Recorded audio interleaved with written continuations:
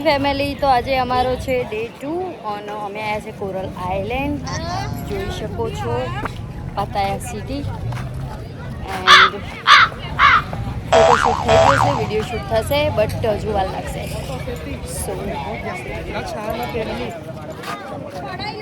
सो देख सकते हैं गाइस, इधर आके बहुत अच्छी वाली फीलिंग आ रही है. तुम सब भी आना चाहते हो तो कांटेक्ट करना MNP हॉलीडेज़.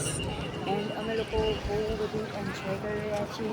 કાલ રાતે ગયા હતા ક્લબમાં બટ એનો વધારે પડતો વિડીયો ના લેવાય બિકોઝ કે મારા આવી જાય કોપીરાઇટ એટલા માટે. હવે તમને એમ લાગશે કે પૂજાબેન ક્યાં જાય છે, તો બોટમાં બેસીને આપણે કોરલ આઇલેન્ડ જઈએ છીએ. કેમ કે અહીંયા એવી સિસ્ટમ હોય કે અહીંયા કોરલ આઇલેન્ડ જવા માટે બોટમાં બેસવું પડે અને પેલી બાજુ કિનારે સીટ જવું પડે. એટલે અમે લોકો આ જે મસ્ત મજાનો નજારો હતો એની મજા લેતા જતા હતા. અને સિરિયસલી ગાઈઝ એટલો મસ્ત મજાનો નજારો હતો, બહુ જ મજા આવી રહી હતી. અને હું બેસી ગઈ ત્યાં આગળની સીટમાં એન્જોય કરવા માટે. અને અહીંયા આપણા ઘણા બધા ગુજરાતીઓ કોરલ આઇલેન્ડ એન્ડ અમે ફૂલ એન્જોય કરી રહ્યા છીએ. એમાં હું તો બહુ જ ફૂલ એન્જોય કરી રહી છું. હજુ રીલ્સને એવું બધું બનાવવાનું બાકી છે. ફોટો પાડ્યો, રીલ્સ બનાવી બટ હજુ 2-4 રીલ્સ બનાવીશું. પણ અહીંયા આવીને મારા હાથ બી કાળા થઈ ગયા. મેં લીધું છે VVIP, જોઈ શકો છો.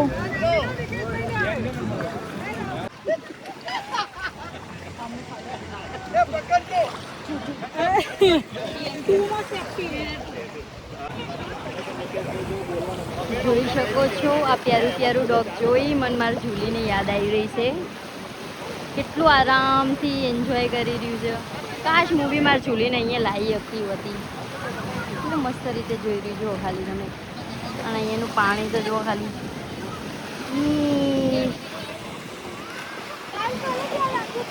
પણ એ કાળા થઈ જાય અમે લોકો આવી અહીંયા પછી રિટર્ન આવીને રેડી થઈને ફટાફટ વ્લોગ લીધો નહોતો. ફટાફટ રેડી થઈને નીકળી ગયા હતા ક્લબમાં જવા માટે.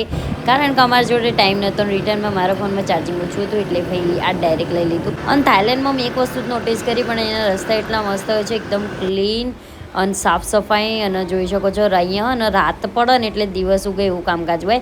અહીંયા રાતે બધા એન્જોય કરવા બહાર નીકળ્યા હોય.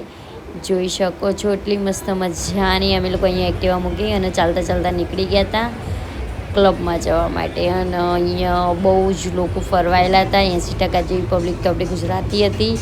અને અહીંયાના રૂલ્સ રેગ્યુલેશન ઘણું બધું સ્ટ્રિક્ટ હોય છે. જોઈ શકો છો અહીંયાની છોકરીઓ પણ બહુ ક્યુટ હોય છે. અહીંયા મસાજ તમે આવો તો મસાજ જરૂરથી કરાવજો.